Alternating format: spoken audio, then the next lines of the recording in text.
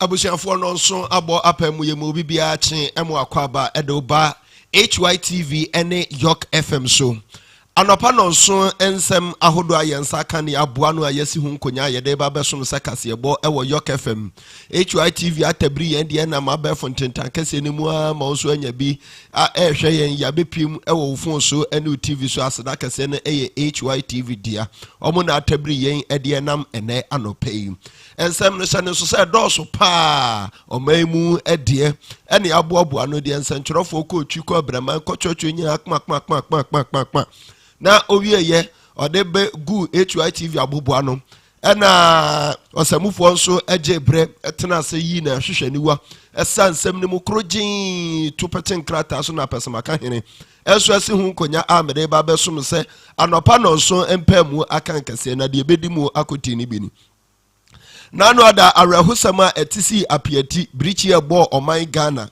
ese enyumako ahodo a odi afoma gudi ehudwa apomudin ene bambo enseseye omo amfanya adwuma eno na enam so ma sa ahowi edi aba bepim ene sanso ene ebekọ akopiem gomua ankamu ohin popra oho eye nana obo kwansa ochese ninu aba ekọ mpratwe na mpratwe ni mu no akofiri ne kofi kwamu wo ensem bika wenum ho ene yasi ehun nkonya aya jebre ne yede ba besom se anopa no nso empamu akankase na no payi mperimfo asese okoto se bodomosi apata so na enye ni pemu ena odiso na emum obi na atabiri no amane so de na kwakosuo se ube piem ozongo ne wani beka wani beje pa de na ne fuse na koko ene alaji niko se obechi aka ho mnache de no ena ebamu wani agi ozongo papa ena no payi ebi a wonam kaso ana na mpatamu ba bia ubehu oba bi nafu awura tenten be sese ni mu abusei ne nantie no ko ne left right ochini nya se press before him na chasa anadwo no wana oye obi apsia no anadwo na no pa enyuma ko ya dawroma no mu apsia yen me ye me ya de kase ebo ne ebro yen fast da kase emfen koma han Yorke state amansa ase ayefo pa nsase enefo echa bete abamu aketekete kura no anya asase sese bra no eno ne dia wara wabo emfo ani nkoto wo fa asase eda ho ne abusu asase so agrobediu udi agrobediu apo enkra ya ba ye ya ma mehwepo enti bomode ananso nya wasase Adams boutique ya wedding ni niama hudu opi na Adams boutique fabrics no edoso pa Ghana de ya brochire Ghana hanso Ghana ha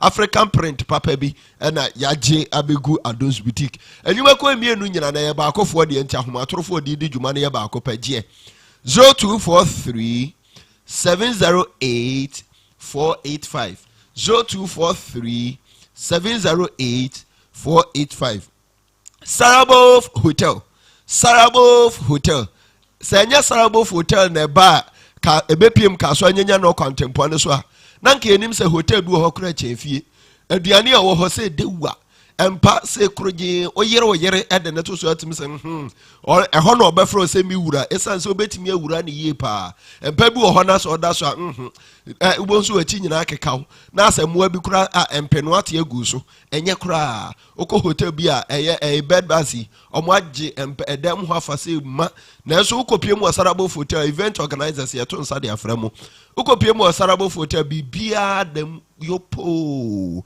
Sarabov Hotel kaso anyanya no contemporary so ho ne yaba bepiem ubetimi afra no wabuki no age wo de 0242 22 0242 22 enyuma ko ya dawroma no mo aso ya sene me yede anopa no nso mpamu akankase na ebema okenkanfo anopa yi eyemme His Excellency Nana Kwame Owusu Nana Tino di achim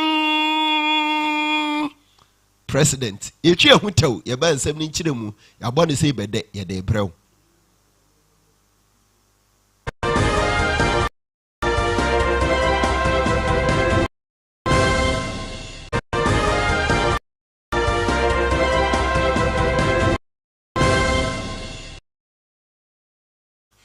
awie yamu akwaba say afi na wodi wafidie na to e ka say aha ye Yorke FM Hytvgh na atabri yende na mabafo tentan kase mi atimi abepiem wo TV so ana ofo so a wanya bia wo hwe abrochifo nyina yamamo achi say wi abon so a yamamo aha yada ase afi yenhye ensem no ase yesase ya ne yesase afri omamu mra hye bedwafie committee a eda health and safety ano na okasai ochese enyuma kwa hudu a ukopiem ewo apieti a explosion e ba ye nyuma kwa hudu a omu eye edi efom agudie ehudwa se oye ye gold ni diamond ne hu nkronoma no odi hu dwa no ensese bi a efa bambo ene apomudin hu nsem no omu anfa ni dwuma kra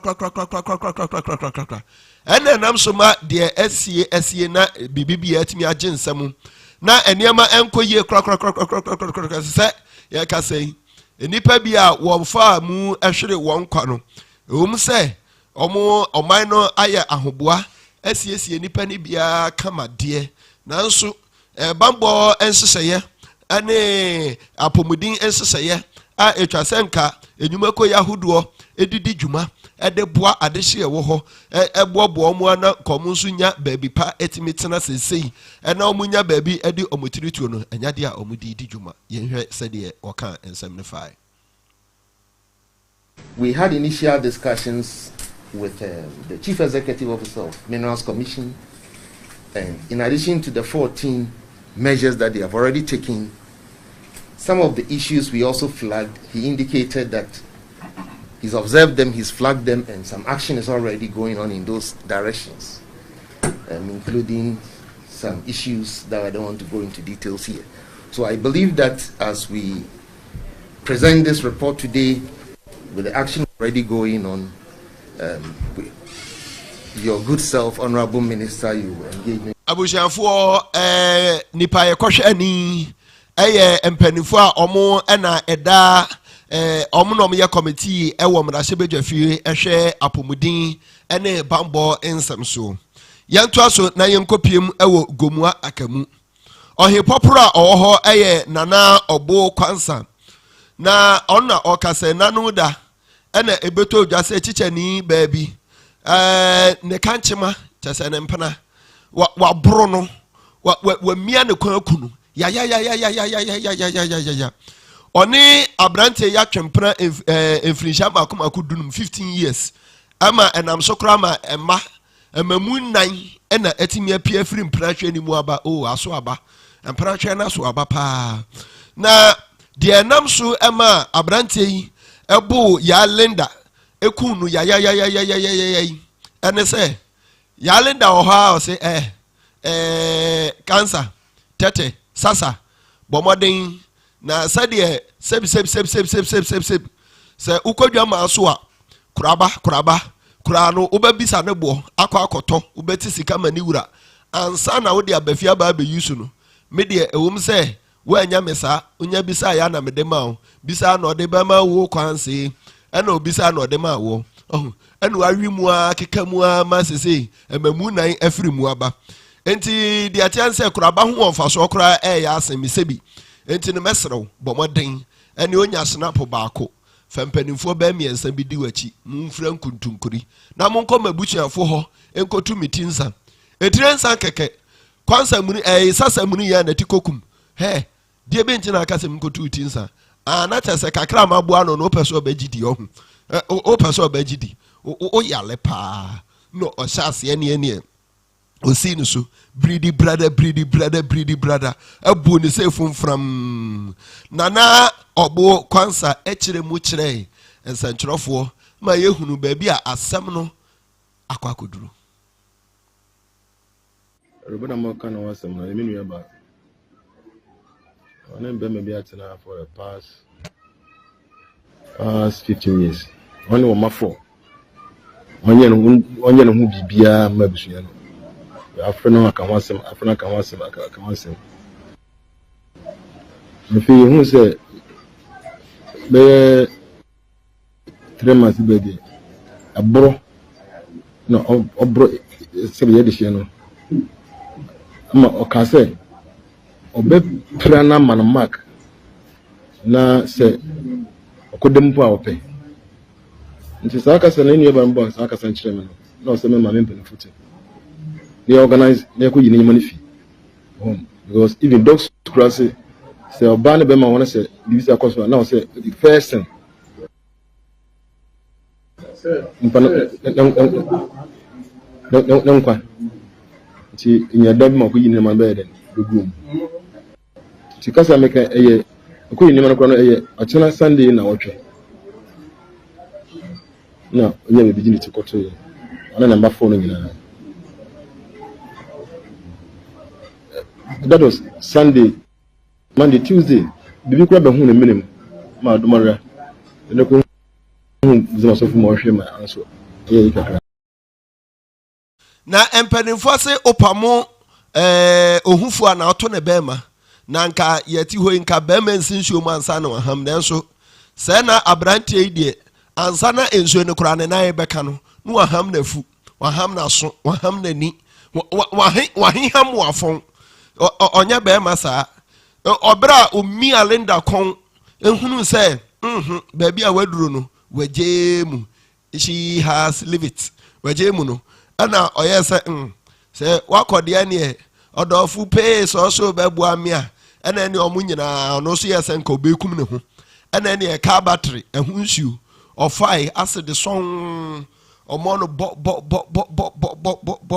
na ne adisha sie tuna kumam tu ni sisim miemia na yasia hunu se baby aduna eniye nyan pa na eno na Central Regional Police Command Madam Irene Opom esisu dia kire se abranche ndi omonsa aka no na oyese nko beku no ho enti obeje ne nkwa afiri ni nsam na omukoto ne so de na onya enye ne nkwa afiri ni nsam na ka battery hunsuo ne de wanom na fomfram a ehya se ya adwuma emia no na odi ui miti miyam mayase ya krakra sa na se so omde na akwakopim ewo ayarsabia a doctor fo gina ne so aye enhwehwemu atwetwetwe poison ni bia firi ni mu krakra ehunu se ene ma ko fan pa na se sia oda hospital abankaba egu ni nsa eji ayarehwe na se ne ho tono a ye de no akwakogina emra anim yenso mfiri ho na afi yemrai yemepiem ewo tinguri eno ewo Mamprisi West Mamprisi ewo etifin epoye mantam ni mu na adehye ewo ho kire se sade obade ebo asase du kenkan mo se huma no kura de edikan eti ba ko no de bana kire se bo asase no na chese asase eyesum pa ensuo na na ahye so ma na chese ba bi abefa bia otu nan a ensuom chakaw ana ensuo busu wa asase no so sa wie tire asase ni mu ahunu se ensuo mu nkosi ha nti abodi mu nyansa pa kura hwehwe mu kura kire se asase wo hoi no ensuo chaw ensuo fa na ensuo kopie mu tinguri a eno wo West Mamprisi awo etifin epoye mantam ni mu a owo kire se ensuo na are ensuo wo ho nyina are kra na yo mo ya ama asetena mu economy no ayeden papa ayiri se pampe ase obaboni ataso eho akwatwe ase tete abaya unya bi eho ayeden papa we di onkomo sre se Ghana mampani bibia ni aye chekere koso aban ti we di mpanimfo betimi aye bibi di afa ho na nkomo anyansuo anom di bia ye mfuo adi bi aye omunyuma ahodo anka bebo mo papa nti we di omo srara mo amoka bi ewom ne mo amonsam so hobie se papo na betimi abetututu bi kakra dia mo ko di nkomo ani beje papa nti amanfo nko mo ya hwensa mo mo de to sanchurofo enim ni bi wo bra ye kopie mo hone anu omo hyase edi nkomo ene ebie ni wa mu ni suo se de tie nie.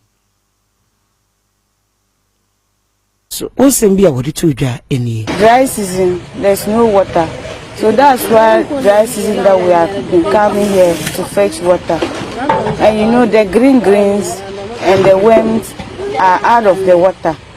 So if you want to drink in the night, or if a small child want to fetch the water and drink, we always worry because there are some things in the water that we all know that the water is not good. But because we have nothing to do, that's why we are fetching this water. The diamu alpapanga, the kakum, unua, the tia to susha, the tokum, Katinu, Wasu, Katibaku, Biarcobio, Manua, Atahla Dorona, Yagbam Bebeni, Kegbiarcum, Anura Bonvia, I pay Purani, Doro Yanyari, and Tati. Eno achinu ana assembly mine owo potem ho ka kakra echirechire mu se die nti a enam so ma MPP nyame nam na basa so etwe na nado danko akufo ado his excellency ade ne besi Ghana ba anwa so na se owotirimpo so obetre Ghana mu ma ensuo ba bi ensuo ni bia na omudi ensuo akọ enti omolanche one village one dam sani ebe betimi aboa na wana epe ensuo di adi omudwuma ensuo hu akọ atwe asa ensuo hu aya dendendenden asa osono ataaso no omo etimi anya bi ade adi omudwuma nanso we di adam ba akọ aba be pie honum no se no kure ni nyame anim nie ohwe nyame anim ka no kure bonsamatiko eden papa dam no yantim enti ama ensuo no ani atai se ko se unya ehikire kakra na so di somu a waye ti nsuo na ni nye enti omuntimi mfanya na damba akopin eno ana enwan emponchi emfu impro omunyina mo homene so a ehonom konom nsuo na dju omuye omunyina ehonom konom nsuo na omuye nso so a aboa de onim nyansa bia nti owie ya no we living a lake. They leave their legs in the water. Not as a mojo omunai. A gunshun ya. Wanom we wasan seno. A hard dream. Enti ochrechere mu de ntia one village one dam by. Now so mo de enye juma. Onimonyam for Idrisu Boxia. Ono ena echire mu echire said one village one dam aba and so mo ho de enye juma. The major problem we have with regards to this dump is there is a leakage over there, just directly behind this, my brother, where you just see the depression. Growing up, we're told it is a hole dug by crocodiles, so it leaks through to the other end. When those one village one dam people equally came, they also tried their hands on it, and then still the thing has opened again.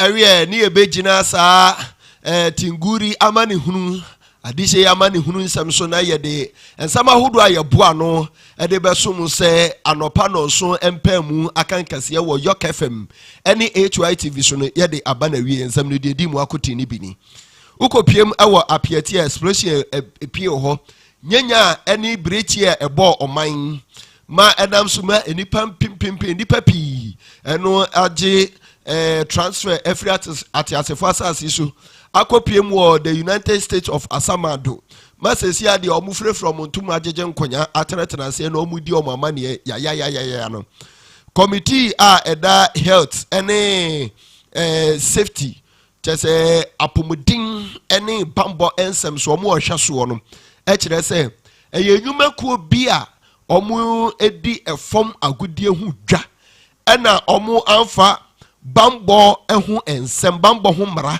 ehu nimdie ene apomudin hu nimdie amfa nya adwuma ena enam so masa adie yi asie sanso ena yekọ ekopiem ewo gomua ankamu ohine popura ewo ho ekire se nana obo kwansa kire se ninu aba okọ mpratwe enfrinja makuma akudunum wie mu kura nya certificate anan first degree, second degree, third degree, fourth degree. Just enkwala 9. Epiemu ebaye no. Abranti enam so ma yekunu okun ni nua ba na ya no. Odi ka bo ni nua ba ne ntrene abosome miensa atwa mu kro bo ne ntrene kire se odichim se di obedinchi no obehu nani so no. So onim no obie na no ka se menkoye ho ade. nkotu tiri nsa ne biwu a sɛ die mehu ani so no wanhwɛ a wɔkra akora betimi afiri wo nsa enti hwɛyie na waanyɛ gyeme ogyegyeme a mehawo ɔdi ka bɔ ne ntrane na so nananom osi hu nkɔgyanom so we di nsuo bi anim entimi nya adwuma sɛ we di ɛyɛ ɛho ade kɛkɛ ɛne ɛsɛ kɔ na kɔyɛ ɛna wo mɛyɛ yɛ sɛ we nya yi bia ɛne sɛ ekofiri ɔmo aworam ɛma fofia ntuata bɛma ɛde ɔseɛ ɛyɛ ɔyɔ ɛkum ne nua ba ya ɛmɛnɛ ɔmo afire brisie etwa adwono abusuafo ensɛm bi ka we num ho ɛne ɛde bɛsom sɛ anopa no nso ɛmpɛmu akan kɛseɛ wɔ Yorke FM ɛne Hytvgh ɛso na nyuma kwa dawro mo so yasene ɛma yɛde kaseɛ no ɛbrɛ wo ɛyɛ han Yorke state sase ayɛfo Adom's boutique ntadeɛ no sɛ dewa Sarabofo hotel baabi akɔgye wa home atim sɛ wanya baabi pa wanya papa wanya environment papa environment no nya duru ho abɛka sɛ ho nka kaaso aho sɛdeɛ kaaso agidin pa gidin dini bi won so anya papa na amanfo bi kura susu sɛ kaaso ayɛ hu pa no unya duru Sarabofo hotel te sɛ London abrochi ɛhɔ fɛ pa alopre kitinkiti na ne nam hɔ saa utim bu ani akɔnhoma ɛmoa bia bi wɔ hɔ bi ɛfɛ pa ɔmo nso ekura yi mu ɛmɛ de kaseɛ no ɛba bɛso mu me so yi sɛ menhyia the triple action ɛbɛtena se de Yorke morning no atoa oso ɔkenkanfo anɔpɛ yi ɛyɛ me his excellency Nana Kwame Owusu Nana Tino di achim president etwe ho aba sɛ menhyia bɛba sia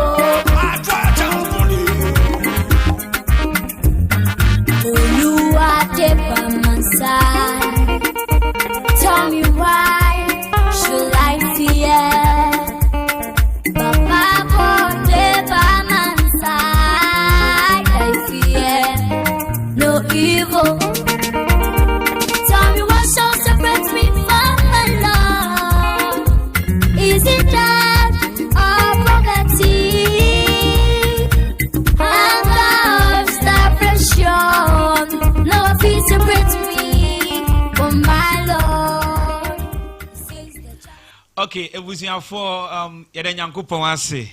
Adiachi BM, Iria Bema, a chim president or the Nuncia Casiabono Eba. Now when him say, and then a Tuesday, and a 15th March, Nyankupon Ayebebre amaye. Yami aye no ma pabe bre pa amagana because ye hwe no ma ekoso na se ya so eto form na ye tie no ma ekoso a na twedu ampo Nyankopon waye bi pa iti anope se wo sore na se moja edi umu afuru sane na wo techre man techre makitikiti eda wanumu na se wanya koko bi ana wanya rice water bi abo ma mo di wachi ana benkufuo no wanya bi edia na wasa wo denya me ase because bebre na ne rade ayama me no mienu nti e wo se wo denya Nyankopon ase asedade ehu hia pa hwe nipa mpo se obi ye wade ana se obi tade maw na wanda sa nipa na se a wo se nipa na ya ne bufu nipa no ne bu etimifu obi wo ho a esan aseda obi anfa maniti no oni nipa no ntem asai wohu esan aseda obi anfa maniti no ni nipa no ntem ayede asai na Nyankopon abɔ ho ban fiti afia hyase wo de transidin ne calculate enuoma ene amane a wafam to de bia ho ti me kyerɛw to de bia sika kra ni ho enso bari mai ekwan kra nyame befa so ama wanya sika ahwe busua ene nkwala etua mu school fees ato books obi kra sabi kafra che ni kunu kra efrim obi kra ne yirimpo efrim obi a nani dan so ohwe no efrim enso saa ni pay abon ho moden ekura ne mudie mu saa mo da so tiase ene 15th March 2022 dipa no da so tiase a wo so da nyame ase wa wo hwem ya wo so timi da Nyankopon ase because it's not easy enya easy kra se Nyankopon be bon ho ban na wa crow pa ye ni bebre na hyase enso ye hwe o ma ye hu o mo wo ufa kal ana ufa we dropper ni utwika ehyen o di call long journey ukoba asundwem amanie ene o ha wa be fa wo ka atwie mu no ni nyina ukoba na so da so tiase o so da nyame ase isa sa asida de hu hia pa ye nipa mpo na obi anda ya sia ne ye dwai na how much more nyankopon ono boss ro any asase enti ene motivational word amede mawo no ene say hu senya obedase Bible crampo kan or say in all things let's give thanks to the Almighty God adinina mu yemfa sida ema nyankopon na me ka say ahaya Yorke FM Hytvgh and I was gusu a o hwe na o sanso etie yi uko Facebook a Hytvgh wa like page no kama now the comment nso ato ho YouTube nso Hytvgh uko a na wa like na wa subscribe nso amaye now the one who disem ato ho kama me amagimi go am tenase am de Yorke morning ebro yi edin a ofra me amejeso semenshia the triple action ofra me a wo tansi dia na ma chobi kama ne yekoye nim aboafo asomasene I ene me di Yorke morning bro ewo Hytvgh so ene Yorke FM so no sarabo hotel hwe bema sa wo pe bebi pa da sa wo yo sofo sa mu ye dwumakuo na mo pe bebi akodwodwo mo ho pa mo pe bebi akọ seminar mo kwa akoye program senya nkofo benya bebi atena ebi a waware na waye from we shira so kama na ope honey mu bi bebi akodwodwo ho he danu sarabo hotel me ni minua babi eko program bi na ye koe no me ka minua ba nkofo bebi start here dwi adwufi unim ye ko program bi won say sontrofo adwuma yi de kwa ko twitwa noma na ye ko ni ye ko upper east echiri hono ho a na unim ye ko gi hotel bi pa na minim say sonko nso bi da so tiase minim da na so sarabo hotel ye ko ho pa ye ko dwudwu ye ho ye ko di anniversary bi and ye ko twaye eho ye kama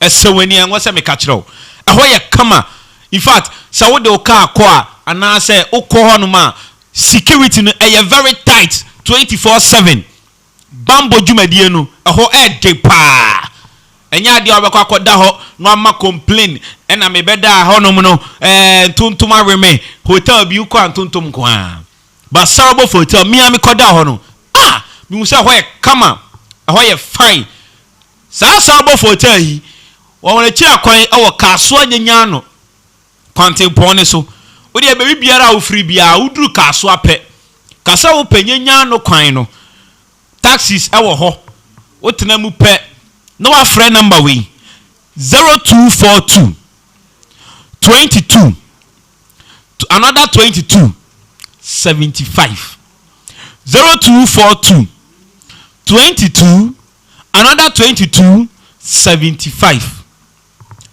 sarabo hotel number no enu no 0242 22 another 22 75 eno ni sarabo hotel aho de eho krojen aho ye kama pa minia ba ma waye fro na ba ye no wo za na watwe wie waye fro ba so se unya wie pe frɛ number yi ko sarabo hotel kodwodwo ho ni ukunu ye wo conference o kakraka efa nipa bebre ene ye yanu foi se wo ye party wo ye hihi foi na mpese mo kotena ho mo koye mo conference a sarabo hotel pe me sansi na mani so biem 0242 22 another 22 75 sarabo hotel.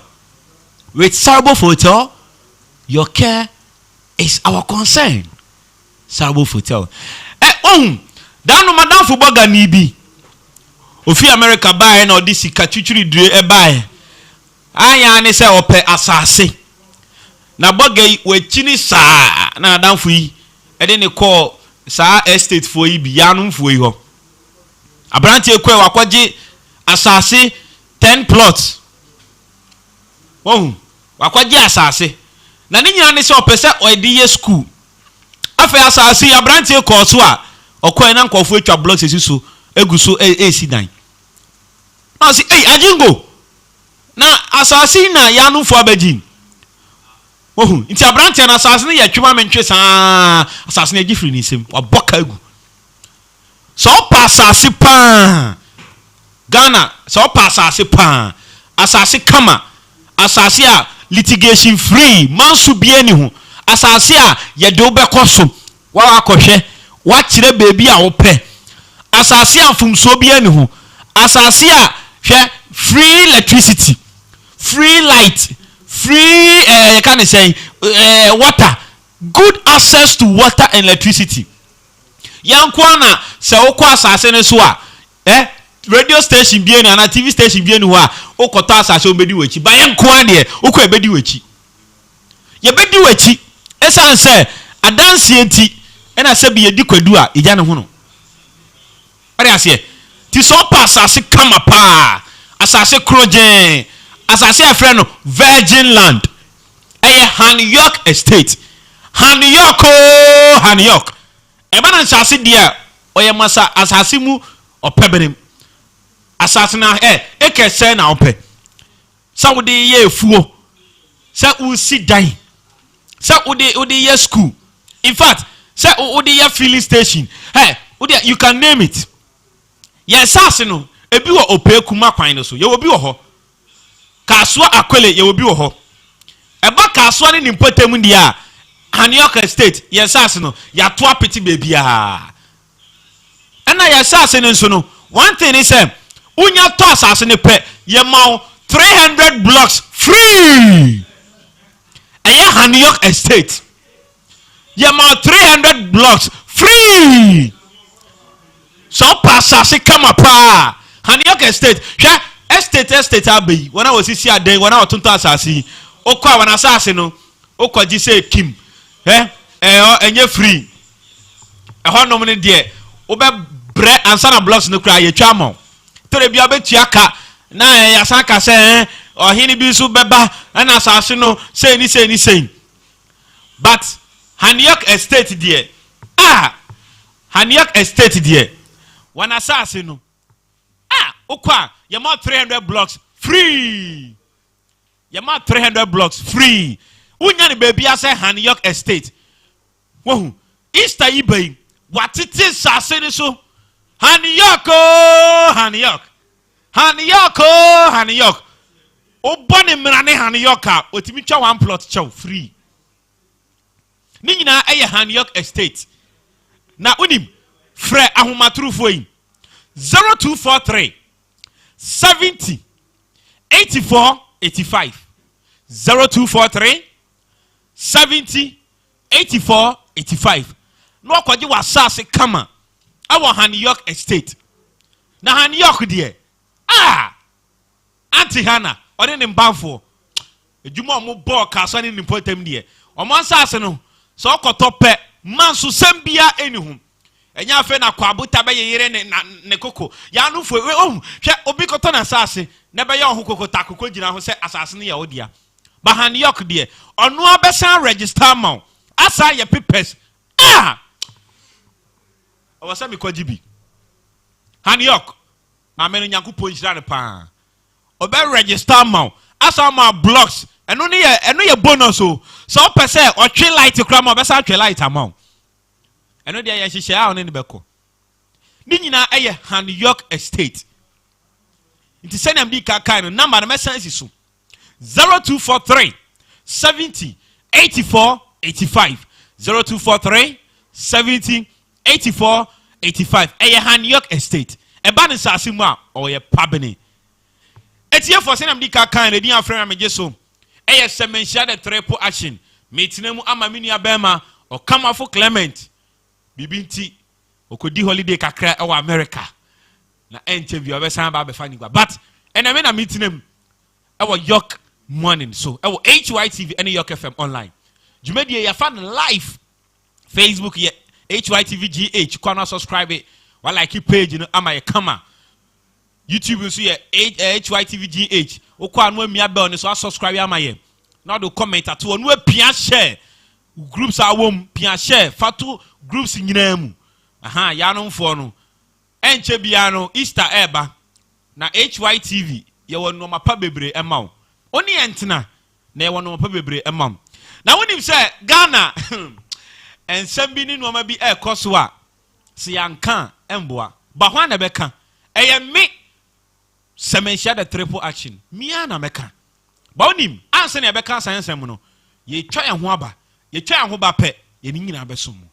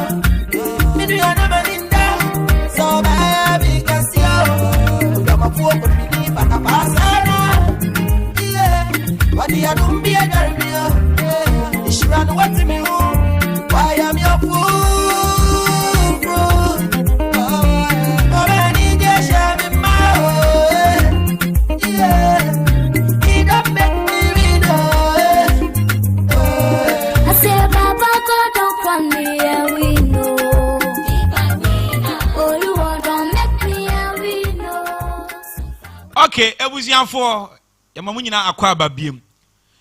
Se na mdika kan no enoma bi ekoso wo man mu a se yanka ne yanka ne ya emboa. Se na mdika kan ha Hytvgh on Facebook yes streaming live Hytvgh GH. Okwa no subscribe or like page ni wo YouTube so am kama. Edin a ofrem ya meje so semenhia the triple action. Ena metinam ama menua bema Okamafo Clement. Yorke warning ana yede bro no. Yan shase no na woni bibi. Sisi Ghana in this 21st century. I was saying no mabiye. Sisi no Easter no ben akwanhia no adoso.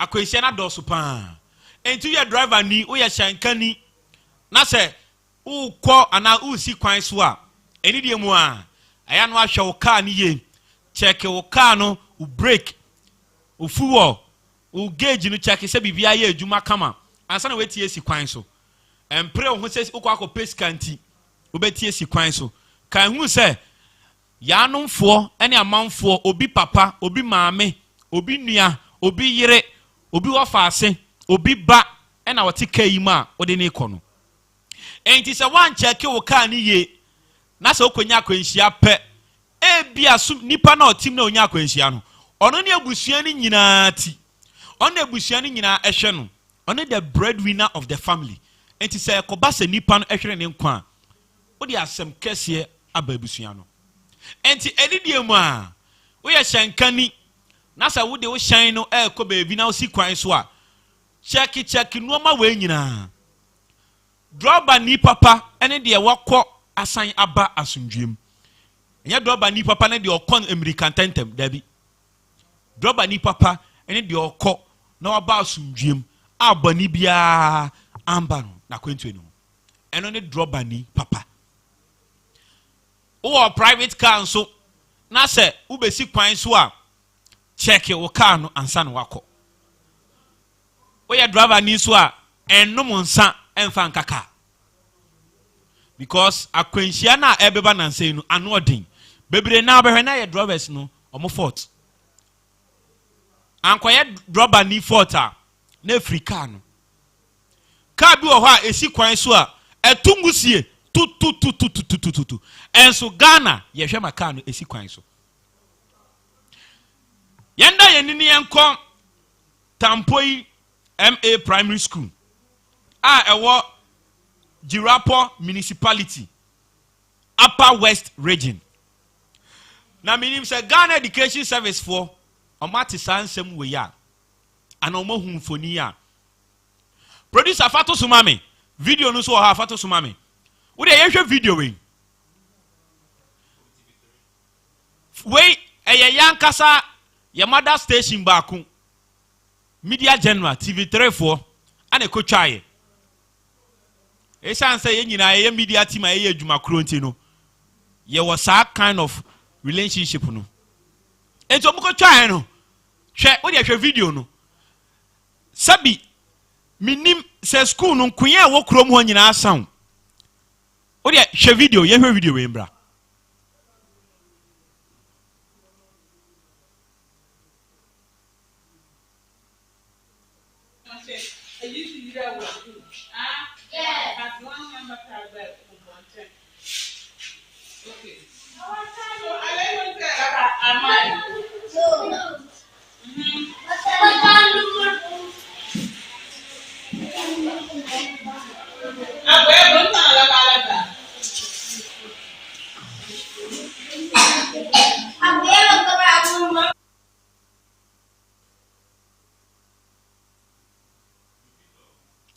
wohu wo de hwɛ video ni ye pam so wo ofie na wo hwɛ ya nyankopɔn hyira wo hyɛ na afoforo nso ensa enka hwɛ video no kyɛ sɛ mmɔfra no ɔmo tete fam wohu ɔmo tete fam wo ha hwɛ kyɛ sɛ nia wɔte akonya pa so no ɛyɛ bench ya yanofo yi ɛto dame wɔ so yi bi bench pa bench wo de hwɛ video ni ye mbɔfra akɔla bi po de ɔte fam na wasam ne nan yɛ wɔ kasa bi ɛfrɛ no sam ɛno ɛyɛ twi kasa paa yɛ kasa obi asam ne nan a asa wo de otu asi fam na watene wo nan mu kyɛ nkɔla no te fam waa hwɛ nkɔla no te fam ana deɛ ne bag ɛda ne so no ɛda ne so na wei video wei a abɛyi yɛ ni bɛdi akyire paa ye wo de hwɛ video ni ye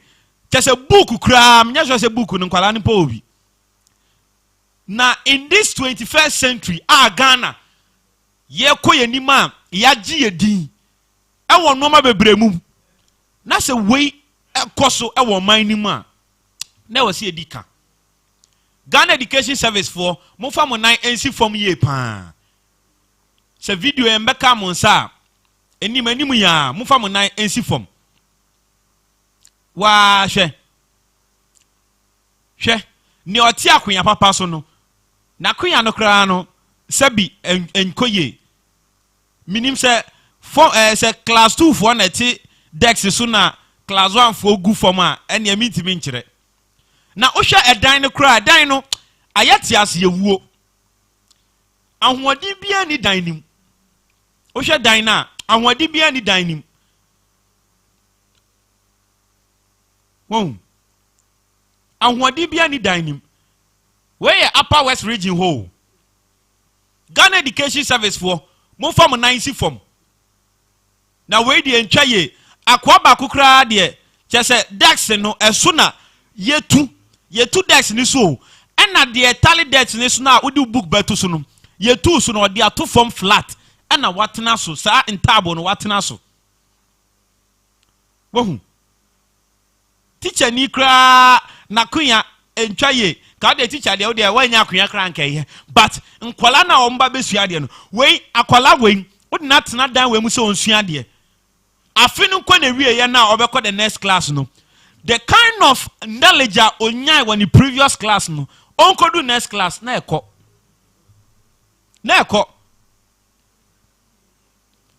always be ano government schools bebre na edi won ho fel esan say government schools no kind of treatment omdi ma student no is not good elidie mu amesre kasa asem no kakra. It's not good based on what I'm seeing here. If you did the person a private school and can be say bekoso. I don't think it's a private school be ebeya sanoma win. Where a different class. Oh, she video ni pan where a different class. Now when your video no kwa, you send the pictures be beka ho. But the video ni we. Where a different classroom. Na minim so bit the plastic chairs who meaning so you continue so I don't know. Mohun entwa ye iti we akwala no adwin bai ana we a P4 for class wa hwe dan no aponche kra ne nam ho aponche obi bicycle the always capano auto bike the always capano auto bike bicycle say ba ku mienu miensa eno ano no ni rade awa Ghana ha o we nye baby a Ghana ha hwe dan no edan na ati ase ewuo wohum cracks bebre aba ho edan ayati ase ewuo hwe we P1 for class hwe nkwala no omo titi form na sabi omada form na omo churo kwala ni gu form omo gu form wa hwe entwa ye wohu nkwala no gu fam wo dia koso ahwe video no nkwala no gu fam enye kra very very bad, very very bad. Meaning sa akunya ni ho sa den yo I can't tell sa akunya ni ho I don't know minim de koso wohu Odia, wow, look at this. Look at this. Look at this. Minister of Education, Honorable Dr. Yao Osei Educhum. Papa, oh yeah, day. Osei Educhum, Honorable Papa, oh yeah, day. Honorable Yao Osei Educhum. Papa, we need you, ma, oh yeah, day. Because this is very bad. This is very bad. These children we are talking about, you know, omoye dachi president, omoye dachi footballers, omoye dachi ministers, omoye titiriwa dachi omebo oman. Na omoye nya good foundation na. Ebesi den na ye mofrei, wa benyini aye penyipa, enya good mentality ama oman no. Honorable Dr. Yao Osei Educhum, Papa, Minister of Education. We need the man, then we are far away. Then now we are far away, Honorable. Ebiana Honorable Unhuye. Honorable Unhuye, dear, we dear, and then now we are far home. Nyame ya aduma ochina yene education officer teacher ni panyini pa be twetwe nkomo e ofidie so na ye bisa no say wait I can't even know what to say. I don't know what to say. Oh, meaning so where staff common room staff common room pan yes staff common room and I say sabi obi ejanan bia sabi obi janan dem na me kura me washroom kura be time say staff common room she look at this staff common room just look at this. You see, we are the future leaders of this country eye mbabunu no enti no ma bi say no e wo say yeni ekoyemba no ho. Do you get it? Honorable Yaw Osei Duchum, Minister of Education. Me pacho ni diema tie na oya fa we hu. Oni wa boa for mo fa mo nan ensi form. Police afa pictures ne to so. Oni wa boa for eni diema mo fa mo nan ensi form. Eni diema mo fa mo nan ensi form because it's very bad. It's very very bad. You look at this. Look at this. Police for picture no so eto so ne hwe ade. Na me ka say Jumedie yes streaming live our Facebook Hytvgh. Ukọ anu like page no apia share no na do comment ato ho my kama. We Emmanuel Ankra was a good show. Nyakopon share Mr. Emmanuel. YouTube so Hytvgh. Ukọ anu subscribe page no like my kama. No apia share. Edi afra me so ASM share the triple action me tenemu ama me nua bema Okamafo Clement our Yorke morning show yi so. What do you have picture yi? For picture na eto so. You see? Enye entwaye. Ghana pa entwaye. Kwame Nkrumah Ghana ni. Mr. President, His Excellency Nana Addo Dankwa Akufo-Addo wa ban so. Honorable Dr. Osei Yaw Educhum, Minister of Education, wa ban so enu ni o. Eni diemu a me pamacho mo hwe na mo di hu djuma maye. Monko Upper West Timpori MA Primary School honum. Na situation we mun solve emaye. Because the youth no are complaining. Wa hwe se ne akola no wa ko animu. Akola we on free school enko fie no na wenya spinal cord problem. Because there is no table, there is no desk.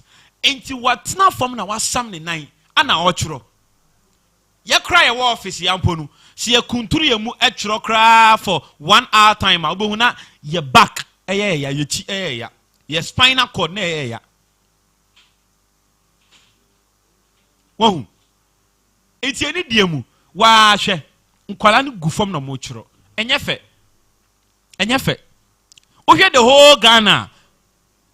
The whole Ghana, sa Upper West for Upper East, North, Savannah region for no.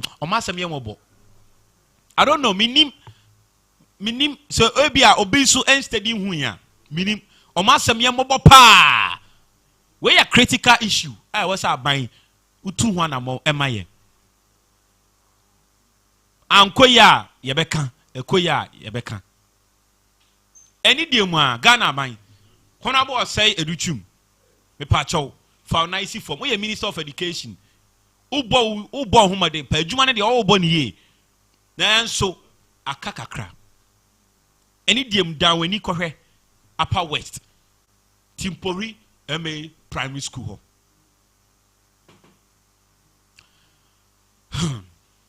Right, Ebusian for Yamre no Ayebre.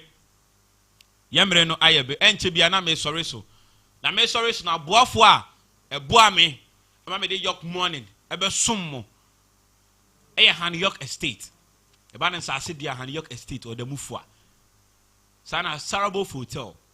And also dear, Upe baby Ajo Ho a Sarabo Hotel. The producer, Mr. Emmanuel Ankra, Sanso manager supporting with moral support. MC Benedict, and so a boy.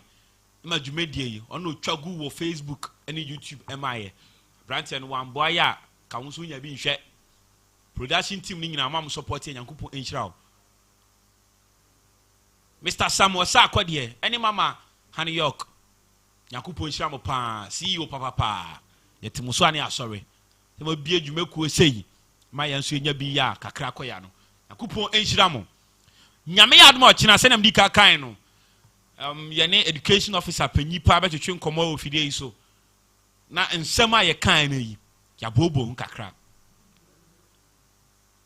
make out no na dwumedie ye twagu Facebook and YouTube Hytvgh edi afra me so semenhia the triple action yakopon enkan ho nyame enye okese bronya etwam Easter eba adrawafo mohwa mo husu ye na accident no adoso danu dai Kumase kwan so obi freju so ko Kumase ni nyina ne se okoje aware abrante no akwanhia ababehia na ma wewu abrante ne wu kama flat wewu wedding our ayifro kwa akwaje no amba so mentu ye hofo oye driver ni na so utwi ka no abra park ne home enno monsa emfa nkotwi ka boys eni enko chile wi a ohwe na so why fine utimi ntu anamo a pakeka ni si baby na fa trotro fa ko na fa drop fa ko fie ade chia be fa o car yakopon hirawo nyame enka ho oni entina